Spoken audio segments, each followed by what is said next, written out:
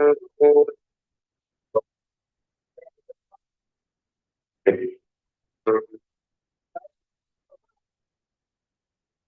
வானொலி நேயர்கள் அனைவருக்கும் என்னுடைய அன்பின் வாழ்த்துக்கள். தேவன் தாமே உங்கள் யாவரோடும் கூட இருப்பாராக. சங்கம வானொலியை நடத்தி கொண்டிருக்கிற லேசியண்ணா குடும்பத்தையும் சந்ததியும் தேவன் நிறைவாய் ஆசீர்வதிப்பாராக. இன்றைய நாளிலே நான் எடுத்துக்கொண்ட தலைப்பு இன்றைய கிரியைகள் என்று சொல்லி நாங்கள் பார்க்கிறோம். பாருங்கள், முதல் முதல் ஆண்டவர் ஆதாம் என்ற ஆதாமையும் ஏவாளையும் ஏற்படுத்தி ஏதேன் தோட்டத்திலே வைத்தார்.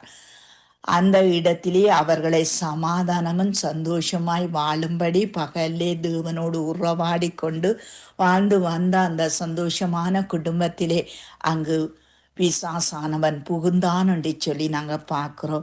இதனால் தேவ கட்டளையை மீற வைத்து அவைகளுக்கு கீழ்ப்படியாமை என்ற ஒரு பாவத்துக்குள்ளே உட்படுத்தி விட்டான் என்று சொல்லி நாங்கள் பார்க்கிறோம். அவனுடைய கிரியை தான் இன்றைக்கு அதிகமாய் தொடர்கிறதை நாங்கள் காணக்கூடியதாய் இருக்கிறது.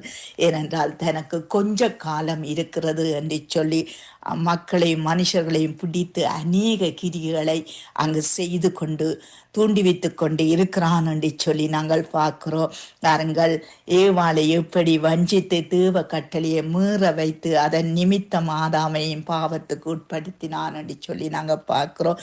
பாருங்கள், இந்த ஏதேன் தோட்டத்திலே அங்கு தேவன் 2 மரத்தை வைத்தார், 2 விருட்சத்தை வைத்தார். ஒன்று நன்மை தீமை அறியத்தக்க கனியை கொடுக்கிற விருட்சம், மற்றது நித்திய ஜீவனை கொடுக்கக்கூடிய விருட்சத்தின் கனியங்கள். 2 மரத்தை குறிப்பிட்டு சொல்லி அநேக காரியங்கள் மனுஷனுக்காக மக்களுக்காக அந்த குடும்பத்துக்காக உருவாக்கின தேவன் 2 மரத்தை அவர் மிகவும் முக்கியப்படுத்தினாருங்கள் ஆண்டவர்.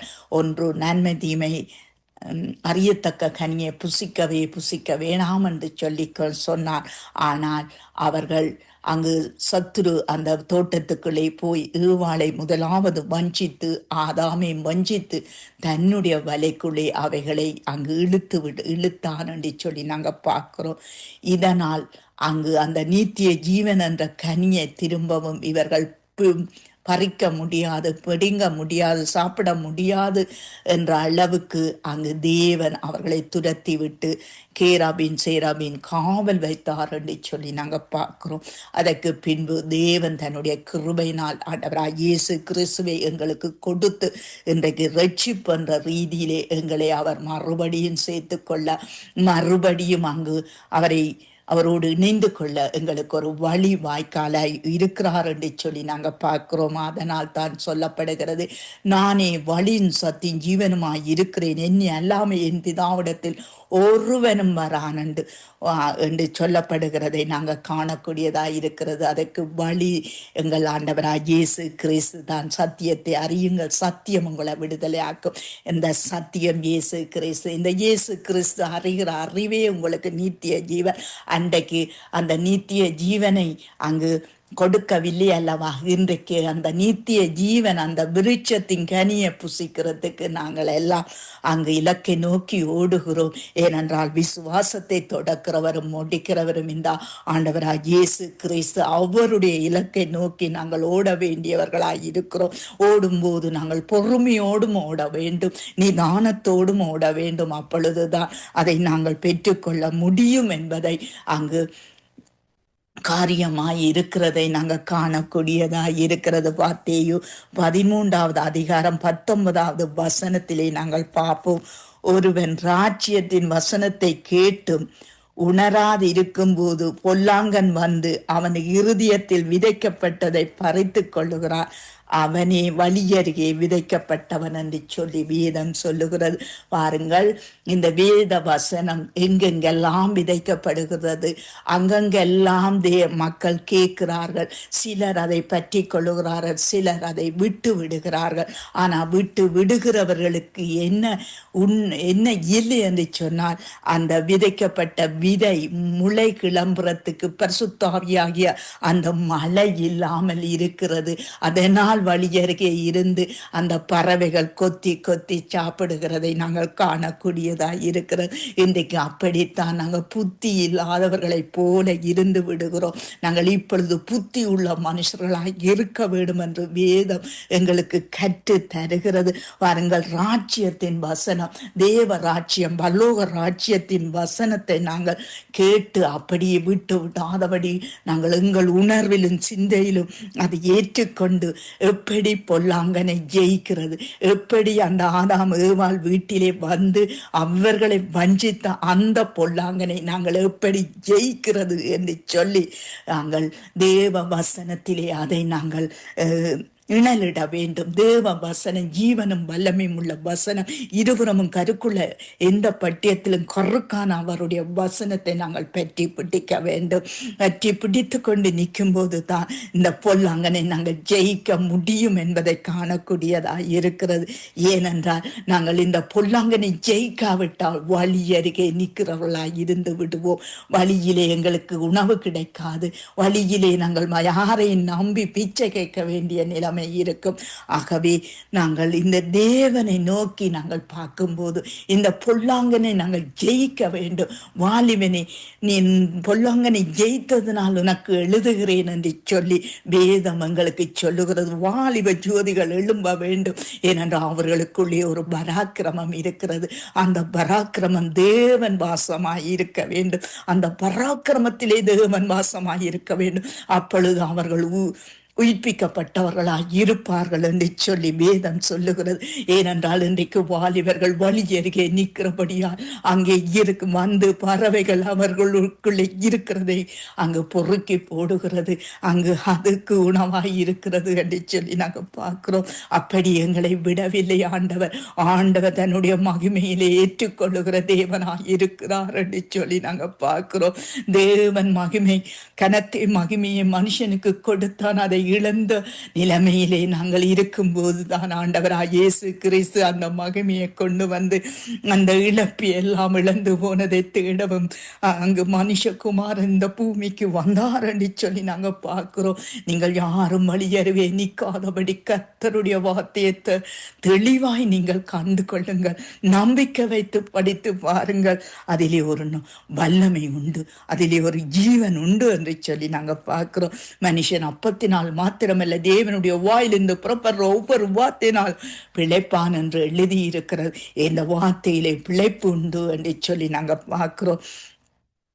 இந்த சத்துருவின் கிரிகைகளை நாங்கள் இன்றைக்கு பொல்லாங்கனின் கிரிகளை நாங்கள் ஜெயிக்க வேண்டும். இந்த ஜெயிப்பு தான் எங்களுக்கு சமாதானத்தை கொண்டு வருமே தவிர வேறு எந்த இடத்தில் இருந்தும் எந்த மனுஷனிடத்தில் இருந்தும் உங்களுக்கும் எனக்கும் சமாதானம் வராது. எங்கள் குடும்பத்துக்கு சமாதானம் வேணுமோ எங்கள் தகப்பனை நோக்கி நாங்கள் பார்க்க வேண்டும். அவருடைய வார்த்தையை நாங்கள் விசுவாசிக்க வேண்டும் என்று சொல்லி நாங்கள் பார்க்கிறோம். வாருங்கள், இந்த சத்துரு எங்களை சோதிப்பான் என்று சொல்லி நாங்க பார்க்கிறோம். பாருங்கள், லூக்கா 22:31 அங்கு பேதுரு, சீமோனே சீமோனே, இதோ கோதுமையை சுலகினால் பிடைக்கிறது போல் சாத்தான் உன்னை பிடைக்கிறது, உத்தரவு கேட்டுக்கொண்டார். இந்த ஆண்டவரை உத்தரவு கேட்டுத்தான் எங்களை சோதிக்க முடியும். இந்த ஆண்டவரை நீங்கள் ஆராதிக்கும் போது, அவருக்கு ஏற்றபடி நடக்கும் போது இந்த சத்துருவின் சோதனைகளோ கிரிகளோ இந்த பூமியிலோ உலகத்திலோ நடக்க முடியாது என்பதை வேதம் எங்களுக்கு அங்கு சுட்டி காட்டுகிறதை நாங்கள் காணக்கூடியதா இருக்கிறது. பாருங்கள், ஆண்டவர் சொல்லுகிறார், நானே உன் விசுவாசம் ஒளிந்து போகாதபடி உனக்காக வேண்டிக் கொண்டேன், நீ குணப்பட்ட பின் உன் சகோதரனை ஸ்திரப்படுத்து என்று சொல்லி. பாருங்கள், சாத்தானின் தாக்குதலுக்கு அங்கு நாங்கள் ஒருவராக இருக்கக்கூடாது. இந்த சாத்தானை ஜெயித்து நாங்கள் பழக வேண்டும். இந்த சாத்தானை ஜெயிக்க தேவனுடைய வார்த்தையை நாங்கள் பழக்கம் உள்ளவர்களாய் இருக்க வேண்டும். தேவ வார்த்தையிலே பழக்கம் இல்லாதவர்களாய் இருந்தால் நாங்கள் ஜெயிக்க முடியாது. ஒரு கையிலே வேதம் இருக்க வேண்டும், ஒரு கையிலே ஆயுதம் இருக்க வேண்டும். அப்பொழுது தான் நாங்கள் இவைகளை எல்லாம் ஜெயித்து வாழ கர்த்தர் எங்களுக்கு உதவியும் ஒத்தாசைகளையும் அனுப்புவார். எங்களுக்காக இன்றைக்கும் எங்கள் ஆண்டவராக இயேசு கிறிஸ்து பரிந்து பேசுகிறாள், என் மகன் என் மகள் என்று அவர் பரிந்து பேசிக்கொண்டு இருக்கிறார். அப்படிப்பட்ட ஒரு அன்புக்குள்ளே நாங்கள் இணைவுக்குள்ளே இருக்கிறோம் என்பதை, அதனால் நாங்கள் சமாதானம் சந்தோஷம் அடைகிறோம் என்பதை நாங்கள் காணக்கூடியதாக இருக்கிறது. எல்லா மனுஷனுக்கும் வருகிற பாடுகள் தான் எங்களுக்குள்ளும் வருகிறது. ஆனால் எங்களுக்குள்ளே வருகிற பாடிலே எங்கள் ஆண்டவராய் இயேசு கிறிஸ்து சேர்ந்திருக்கிறபடியா அந்த பாடு எங்களுக்கு பெரிதாய் தெரிவதில்லை. அது எங்களுக்கு ஒரு சிறியாய் தெரிகிறபடியா எங்களை இந்த சத்துரு பொல்லாங்கன் ஜெயிக்க முடியாதவனாய் இருக்கிறான் என்று சொல்லி நாங்கள் பார்க்கிறோம். பாருங்கள், இந்த ஆண்டவரை நோக்கி பார்க்கும்போது அவர் எங்களுக்காக வேண்டிக் கொள்ளுகிறபடினா பாருங்கள், நாங்களும் குணப்பட்டு எங்கள் சகோதரர்களையும் குணப்படுத்தி எங்கள் தேசங்கள் நாடுகள் மக்கள் எல்லாரையும் குணப்படுத்த எங்களுக்கு அதிகாரம் தந்திருக்கிறார். பிள்ளை என்ற அதிகாரம், புத்திர சுவியாரம் என்ற அதிகாரம் எங்களுக்கு இருக்கிறது. நாங்கள் அதை வைத்துக்கொண்டு இருக்கக்கூடாது. நாங்கள் மற்றவர்களுக்காக, நாங்கள் மற்றவர்களுடைய விடிவுக்காக, விடுதலைக்காக போராடுறவர்களாய் நாங்கள் இருக்க வேண்டும் என்று சொல்லி நாங்கள் பார்க்கிறோம். பாருங்கள், சாத்தானின் தாக்குதல் எங்களுக்குள்ளே வரும்போது நாங்கள் எப்படி ஜெபம் பண்ண வேண்டும், ஆண்டவரை ஸ்தோத்திரிக்கணும், துதிக்க வேணும். அப்பொழுது அவன் ஓடி போவான் என்று சொல்லி நாங்கள் பார்க்கிறோம். ஆகவே நாங்கள் ஜெபம் பண்ணி அனைத்து விசுவாசிகளும் சேர்ந்து அங்கு பற்றிந்து பேசிக்கொள்வோமா இருந்தால் அங்கு தேவனிடத்திலே இருந்து நாங்கள் பலனை பெற்றுக்கொள்ளலாம். அவரிலே நாங்கள் நிலைத்திருக்கும் போது அவர் எங்களிலே நிலைத்திருப்பேன் என்று சொல்லி இருக்கிறார் அல்லவா? ஆகவே இந்த பிசாசின் கிரிகள் இன்றைக்கு அதிகமாய் வந்து கொண்டிருக்கிறது. நாட்டுக்கு நாடு, தேசத்துக்கு தேசம் வந்து கொண்டிருக்கிறது. ஆகவே ஒருதன் மேலே ஒருதனுக்கு இரக்கமில்லாத தன்மைகள் அங்கு இருக்கிறதை நாங்கள் காணக்கூடியதா இருக்கிறது. இதற்கு காரணமே ஆண்டவர் சொல்லிட்டார். யுத்தங்களின் செய்திகளையும் கேள்விப்படிவுகள் கலங்காதபடி எச்சரிக்கையாய் இருங்க, முடிவு உடனே வராது. வர வேண்டிய முடிவு வரத்தான் வரும், ஆனால் உடனே வராது. ஆனால் நாங்கள் அதற்காக ஜெபிக்க வேண்டும், துதிக்க வேண்டும். இந்த உபத்திரவம் எங்கள் ஜெபத்தினால் தான் குறையும் என்பதை வேதம் எங்களுக்கு சுட்டி காட்டுகிறதை காணக்கூடியதாக இருக்கிறது. பாருங்கள், இந்த சத்துரு இன்றைக்கு வியாதிகளை கொண்டு வருகிறார். அநேகருக்கு வியாதி, அநேக குடும்பங்களில் நிம்மதியற்ற வாழ்வு, அநேகருக்கு வேதனை, துன்பம், இவைகள் அநேகருக்கு பண செலவுகள் இப்படியாய் இருக்கிறது. லூக்கா 13:16 நாங்கள் பார்க்கிறோம். இதோ சாத்தான் 18 வருஷமாய் கட்டியிருந்த ஆபிராமின் குமாரத்தியாகிய இவளை ஓய்வு நாளில் இக்கட்டிலிருந்து அவிழ்த்து விட வேண்டியது இல்லையா என்றார் என்று சொல்லி எழுதி இருக்கிறது. பாருங்கள், இந்த மனுஷி அங்கு 18 வருஷமாய் ஆனால் அங்கு ஆலயத்திலே தான் இருக்கிறார். ஆனா அவள் ஆபிராமின் குமாரத்தி தான், அது வேதம் சொல்லுகிறது, ஆபிராமின் குமாரத்தி. ஆனால் அவர் ஓய்வு நாளிலே அங்கு சுகமாக்குகிறார் அவளை. அந்த கூனி பகுதியை நிமித்தி விடுகிறார், அந்த கூனல் பகுதியை நிமித்தி விடுகிறார். அவளுடைய கட்டுக்களை பலோகத்திலே அவுக்கிறார் ஆண்டவர். பூமியிலே எதை அவுக்கிறீர்களோ அது பலோகத்தில் அவிக்கப்படும். அந்த ஆலயத்திலே அந்த கூனி 18 வருஷமாய் நடக்கும்போது அவளை எவ்வளவாய் நிந்தித்திருப்பார்கள், வேதனைப்படுத்தி இருப்பார்கள். ஆனால் தேவன் நிமித்தும் போது, ஏன் ஓய்வு நாளிலே நீங்கள் அவளுடைய கூனத்தை நிமித்து என்று கேள்வி கேட்கிற மக்கள் அநேகராய் இருக்கிறார்கள். இன்றைக்கும் அப்படித்தான் அநேகர் கேள்வி கேட்கிறார்கள். தேவாலயத்திலே நின்று அங்கு எல்லா கேள்விகளும் நடக்கிறது.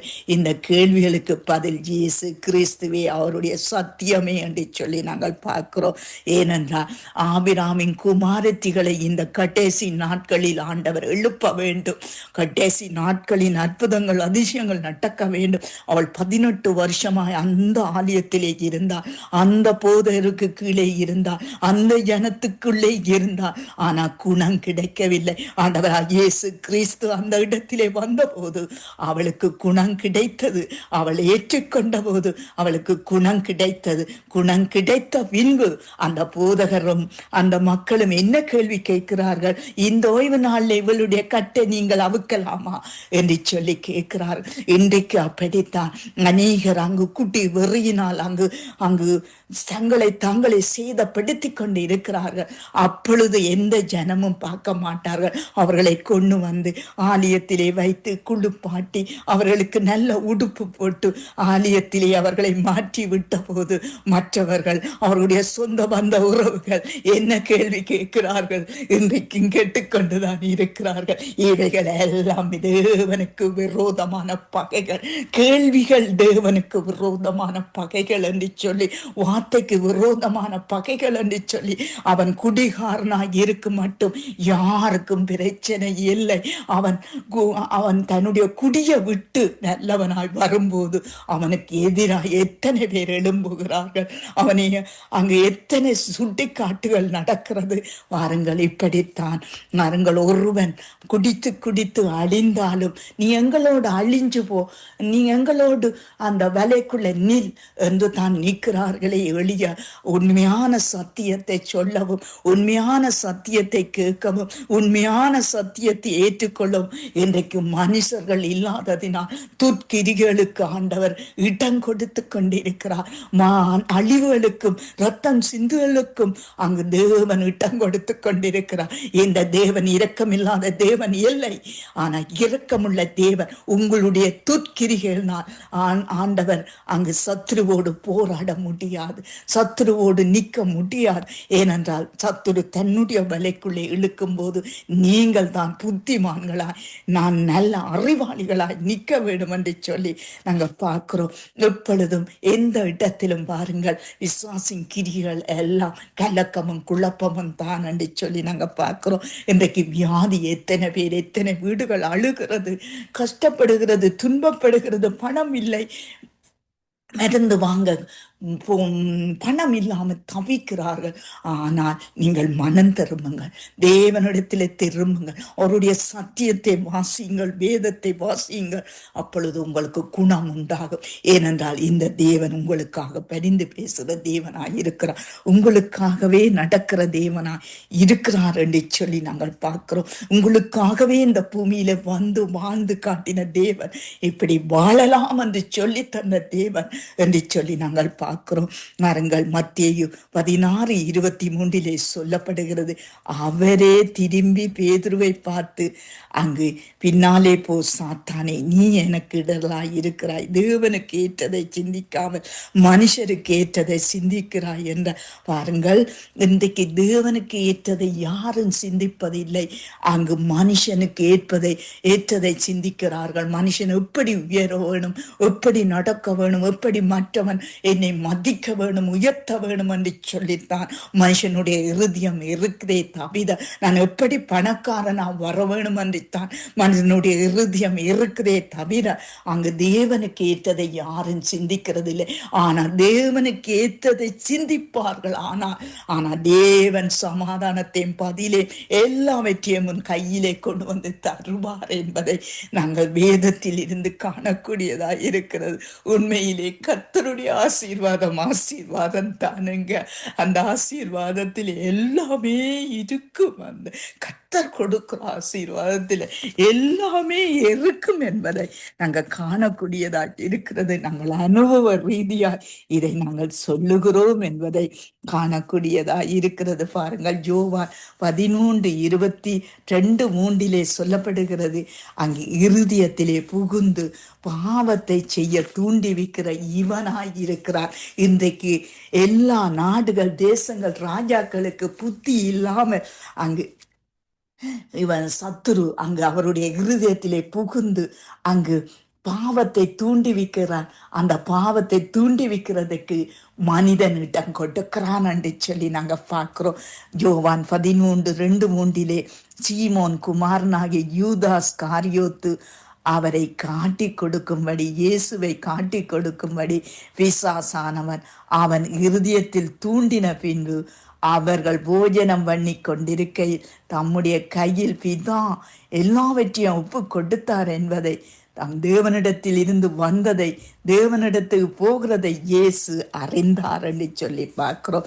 அவர் அப்படி உணர்ந்து அறிந்தபடியா அவர் செய்கிறதை காருங்கள்.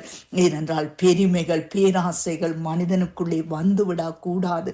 வரக்கு முன்னும் அவர் செய்கிற, இயேசு கிறிஸ்துவானவர் செய்கிற காரியம், ஏனென்றால் அங்கு யூதாஸ் காரியத்துக்குள்ளே அங்கு சாத்தான் அவனுடைய இருதயத்தை தூண்டினபடியால் அங்கு ஆண்டவர் என்ன செய்கிறார் என்றதை பாருங்கள். போஜனத்தை விட்டெழுந்து வஸ்திரங்களை கலற்றி வைத்து அங்கு ஒரு சீலியை எடுத்து அறையிலே கட்டி கொண்டு பின்பு பாத்திரத்தில் தண்ணீர் வார்த்து சீசர்களுடைய கால்களை கழுவவும் தாம் கட்டி கொண்டிருந்த சீலையினால் துடைக்கவும் தொடங்கினார். ஏனென்றால் தன்னை தாழ்மைப்படுத்துகிறார், தன்னை தாழ்த்துகிறார். தேவனுக்கு முன்பாக தன்னை தாழ்த்துகிறார். தன்னை தாழ்த்துகிறவன் உயர்த்தப்படுவான் என்று சொல்லி வேதம் சொல்லுகிறது. பாருங்கள், இப்படிப்பட்ட பெருமைகள் எங்களுக்குள்ளே வரும்போது, அங்கு சில பேர் புகழ்ச்சியாய் பெருமையாய் சொல்லும்போது நாங்கள் அந்த புகழ்ச்சியும் பெருமையும் கண்டு நாங்களும் பெருமை கொள்ளுவோமாய் இருந்தால் நிச்சயமாகவே இந்த யூதாஸ் காரியத்தை போல நாங்கள் இருந்து விட்டாதபடி அங்கு ஞானமாய் நடக்க வேணும். எங்கள் ஆண்டவர் எப்படியா தன்னை தாழ்த்தி கொண்டார் என்று சொல்லி நாங்கள் பார்க்கிறோம். ஏனென்றால் வானத்திலும் பூமியிலும் அதிகாரம் அவருக்கு கொடுக்கப்பட்டது என்று அறிந்த போது அவர் தன்னை தாழ்த்தினார். ஏனென்றால் இந்த பெருமையினால் சத்துரு என்னை மேற்கொள்ளக்கூடாது, இந்த புகழ்ச்சியினால் சத்துரு என்னை மேற்கொள்ளக்கூடாது என்று தன்னை தாழ்த்தி சீசருக்கு முன்பாக தன்னை தாழ்த்தினார், மக்களுக்கு முன்பாக தன்னை தாழ்த்தினார். அதாவது கால் தூசி படுகிற அந்த காலை ஆண்டவர் கழுவினார் என்று சொல்லி நாங்கள் பார்க்கிறோம். ஏனென்றால் அவர் தன்னை தாழ்த்தும் விதமாய் அங்கு தாழ்த்தி அங்கு ஒப்பு கொடுக்கிறார் ஆண்டவரிடத்திலே. பாருங்கள், இப்படித்தான் எங்களுக்கும் பெருமைகள் புகழ்ச்சிகள் வரும்போது நாங்கள் எங்களை தாழ்த்த பழக வேண்டும், மனசார தாழ்த்தப்பட வேண்டும். ஏனென்றால் நாங்களும் நீங்களும் நினைக்கிற மாதிரி தேவனுடைய ஆவியானவர் ஒருதனுக்குள்ளே வந்து கிரிய செய்வாராய் இருந்தால் அது இலகுவான காரியம் இல்லை. நாங்கள் சத்தம் போட்டு சத்தம் போட்டு செய்திகளை சொல்றது மாதிரி இல்லை. தேவனுடைய ராஜ்யம், தேவனுடைய ஆவியின் வல்லமை அங்கு வந்து இறங்கினாராய் இருந்தால் நீங்கள் வாய் திறக்க முடியாத அளவுக்கு அவருடைய வல்லமை இருக்கும் என்று சொல்லி நாங்கள் பார்க்கிறோம். பாருங்கள், பாருங்கள், இயேசு கிறிஸ்து அந்த இடத்தில் தன்னை தாழ்த்தினபடியா அவர் சிலுவையிலே உயர்த்தப்பட்டார் என்று சொல்லி நாங்கள் பார்க்கிறோம். அடுத்து நாங்கள் பார்ப்போம் யாக்கோபு 3:14-15 அங்கு கசப்பு, வைராக்கியம், விரோதம் உள்ளத்தில் அங்கு கொண்டு வருவான் இந்த சாத்தான். அதுக்கு நாங்கள் ஜெயம் எடுக்க வேண்டியவர்களாய் இருக்கிறோம்.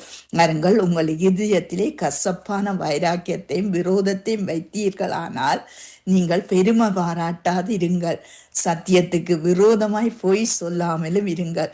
இப்படிப்பட்ட ஞானம் பரத்திலிருந்து இறங்கி வருகிற ஞானமாய் இல்லாமல் அங்கு லவீக சம்பந்தமானதும் என்ன சுபாவத்துக்குரியதும் பேத்தனத்துக்கு அடுத்ததுமாய் இருக்கிறது என்று சொல்லி நாங்கள் பார்க்கிறோம். பாருங்கள், எங்கள் இருதயத்திலே யாரை குறித்து கசப்பு வருகிறது, யாரை குறித்து அங்கு வைராக்கியம் வருகிறது, விரோதம் வருகிறது, இதெல்லாம் என்ன பிசாசின் தந்திரங்கள் என்று சொல்லி நாங்கள் பார்க்கிறோம். அங்கு பெருமை பாராட்டாத இருங்கள் என்று சொல்லி நாங்கள் பார்க்கிறோம். சத்தியத்துக்கு விரோதமாய் பொய் சொல்லாமல் இருங்கள், சத்தியத்தை சத்தியமாய் கடைப்பிடியுங்கள். மற்றவர்கள் எங்களோடு கதைக்கும் போது ஞானமாய் கதைக்க பழகி கொள்ளுங்கள். ஏனென்றால் எங்களிடத்திலே, எங்கள் இருதயத்திலே ஒன்றும் இல்லை என்று சொல்லி அங்கு துப்பரவானவர்கள் என்று சொல்லி எங்கள் இருதயம் எங்களை சாட்சி இடுமா இருந்தால் அது நியாய தீர்ப்பிலும் சாட்சி இடும் என்பதை நீங்கள் கண்ணோக்கி பார்க்க வேண்டும். கசப்பிருந்தால் மன்னியுங்க, கசப்பிருந்த எதுவாக இருந்தாலும் மன்னித்து கொள்ளுங்கள். சில வேளைகளிலே நாங்கள் எல்லாவற்றையும் மன்னிக்கிறவர்கள் என்று சொல்லி எல்லாவற்றையும் எங்கள் தலையிலே போட்டு விடுவார்கள். அது கூட நீங்கள் ஜாக்கிரதையாய் இருங்கள். ஏனென்றால் இவர்கள் இவர்கள் கிறிஸ்தவர்கள், இவர்கள் எல்லாவற்றையும் சகித்துக் கொள்வார்கள் என்று நினைப்பார்கள். ஆனால் சகித்துக் கொள்வார்கள் தான்.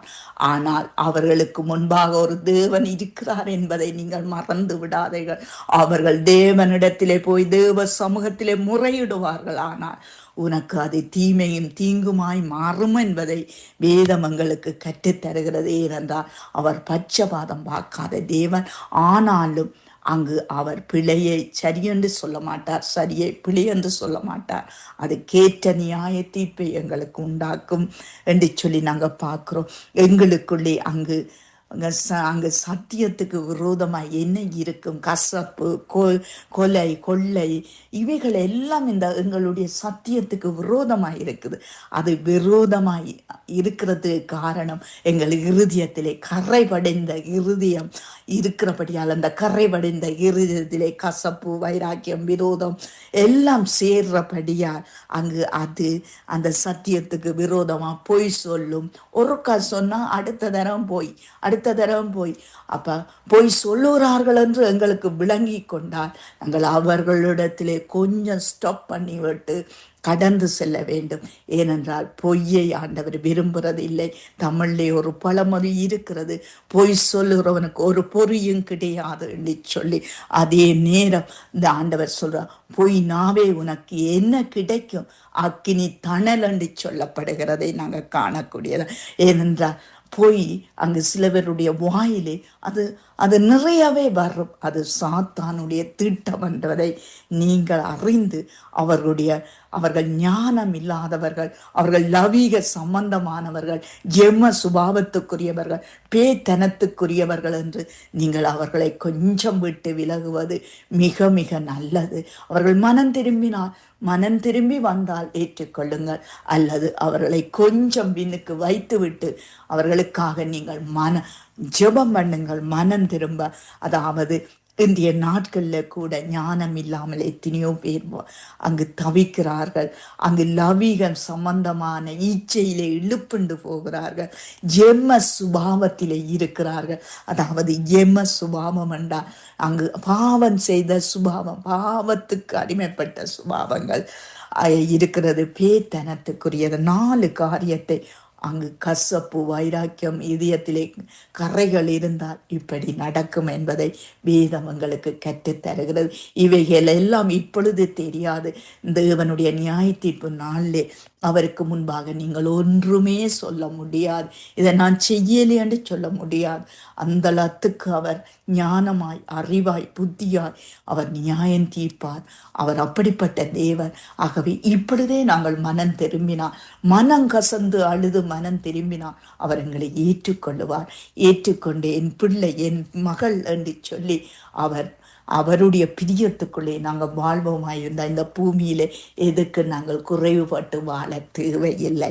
ஏனென்றால் ஆண்டவருக்கு தெரியும், என்னை உருவாக்கினவருக்கு தெரியும் எப்படி எனக்கு உணவு கொடுக்க வேண்டும், எப்படி என்னுடைய சரீரத்தை அங்கு சரீரத்தை காத்து கொள்ள வேண்டும், எப்படி என்னை உயிரோடு காக்க வேண்டும், எப்படி எந்த விபத்து வராதபடி எங்களை காக்க வேணும் என்று சொல்லி ஒவ்வொருக்கு அனுக்கிரகம் இருக்கிறபடியா நாங்கள் எந்த இடத்துக்கு போனாலும் எந்த இடத்துக்கு வந்தாலும் எங்கள் தேவன் எங்களை காத்து நடத்துகிற தேவனாய் இருப்பார்.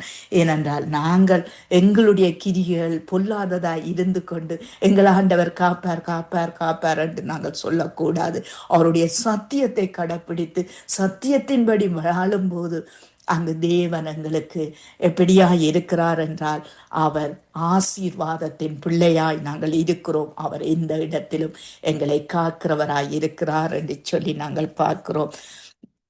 அங்கு அடுத்த காரியத்தை நாங்கள் பொய் சொல்ல சாத்தான இருதயத்தை நிரப்புவான் என்று சொல்லி நாங்கள் பார்க்கிறோம்.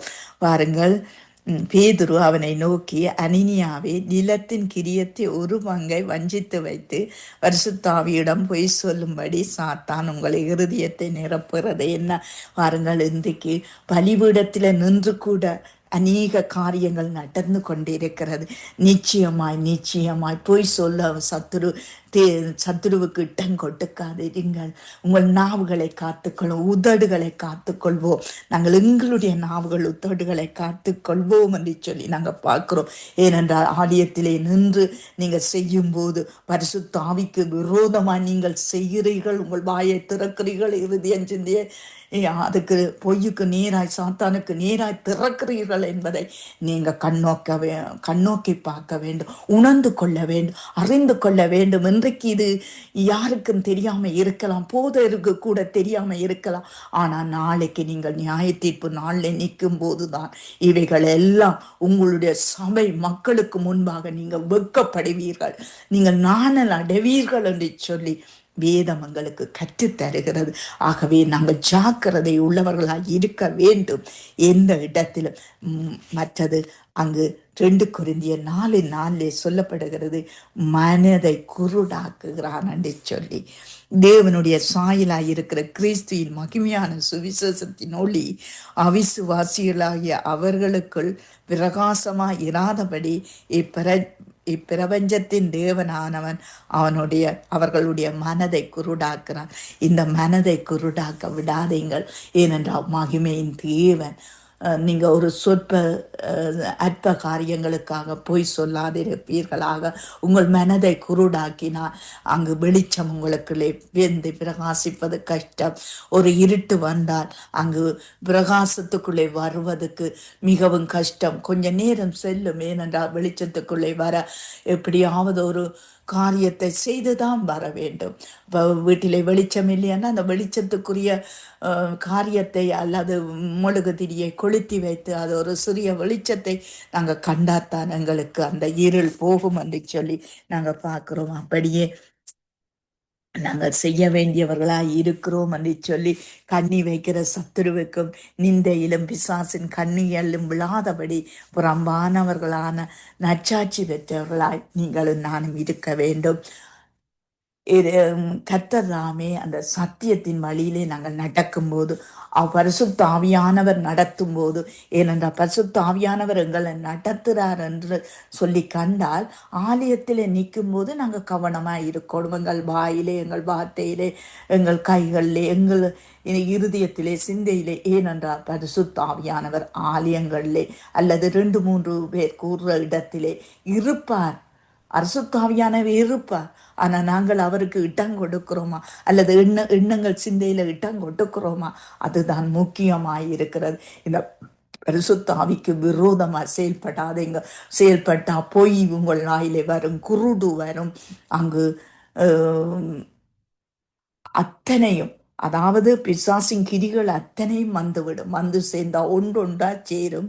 சேர்ந்தா பேர்ந்து நீங்கள் பிசாசுக்கு அடிமை. பிசாசுக்கு அடிமைக்காக உங்களுக்காக சிலுவையிலே ஆண்டவராகிய இயேசு கிறிஸ்து சிந்தவில்லை இரத்தம். உங்களையும் என்னையும் மீட்டு கொள்ளும்படி, உங்களையும் என்னையும் அந்த பாவை இருள், அன்றைக்கு பிடித்த பாவை இருளை கழுவும்படி எங்களுக்கு உண்டாக்கினார் என்று சொல்லி நாங்கள் பார்க்கிறோம். ஏனென்றால் மனுஷகுலம் அனைத்தும் பாவம் செய்து தேவ மகிமை அற்றவர்கள். தேவ மகிமை அற்ற இடத்திலே உங்களையும் என்னையும் தூக்க நினைக்கிறார், உங்களையும் என்னையும் ரட்சிக்க நினைக்கிறார். உங்களையும் என்னையும் அங்கு தன்னுடைய வெளிச்சத்திலே வைத்து அழகு பார்க்க நினைக்கிறார். நீங்கள் எப்படி இருக்கிறீர்கள், நான் எப்படி இருக்கிறேன் என்று எனக்கு தெரியும், என் மனச்சாட்சிக்கு தெரியும். நீங்களும் அதே போல உங்களை நீங்கள் பரிசுத்தப்படுத்தி பரிசுத்த ஆவிக்கு விரோதமாக பாவம் செய்யாதபடி, அவரை தூக்கப்படுத்தாதபடி, பிசாசின் கிரியலுக்கு இடம் கொடுக்காதபடி நானும் நீங்களும் வாழ்ந்து தேவனிடத்திலே வெளிச்சத்திலே களி கூறுவோமாக. பரலோக ராஜ்யத்துக்கு ஏற்றவர்களாய் மாறுவோமாக. ஆமேன்.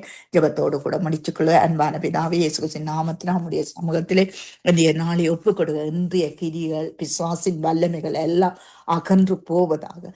ஆண்டவரே, சங்கமமான ஸ்ரீ அண்ணா மனைவி பிள்ளைகள் சந்ததி ஒவ்வொருவரையும் ஆசீர்வதிங்க. இயேசுவின் நாமத்தில் ஜெபிக்கிறேன்.